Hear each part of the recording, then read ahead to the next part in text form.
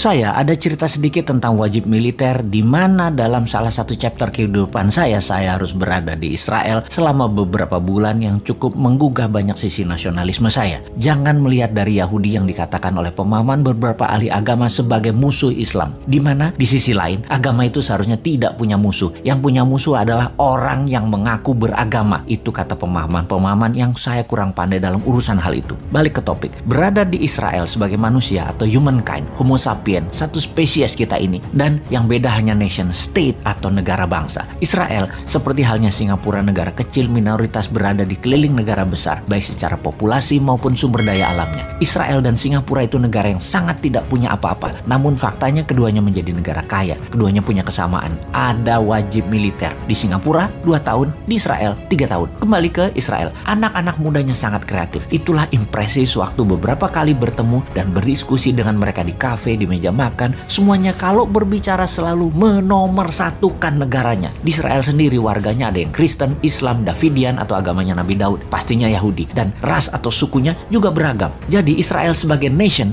apapun agamanya, warganya sangat militan karena 3 tahun dikawah candra di muka. Nasionalisme mereka dibangun yang bernama wajib militer. Selain dari sebagai tentara cadangan, juga sebagai bentuk doktrin nasionalisme. Semua orang faktanya, orang Israel itu yang muda-muda itu sampai yang tua, semua orang jago bela diri, jago teknologi militer, persenjataan, dan kompak. Singapura melakukan hal yang sama. Karena itu, apa yang terjadi kalau Indonesia negara yang besar ini? Di Indonesia ada wajib militer. Nasionalisme generasi muda dan generasi di tahun 2045 ke atas, Indonesia pasti menjadi negara yang sangat dikagumi, sangat dihormati, dan sangat disegani. Ada sebuah cerita nyata, namun ini bukan mewakili semua orang. Jangan disamaratakan. Sekali lagi, ini kisah nyata saya dan jangan digeneralisir. Ini semua just for the sake of discussion. Untuk itu, saya minta izin, saya menyebut sebuah ras. Sahabat saya ini keturunan Tionghoa, sangat kaya dan sukses, berbisnis plastik beserta turunannya. Bahkan bahan bakunya 100% dari Tiongkok, menjadi top 5 pebisnis plastik kemasan di Indonesia. Sangat sukses. Dia mendukung salah satu partai yang mendengungkan kebinekaan dan sangat setuju, dia garis keras dengan Pancasila.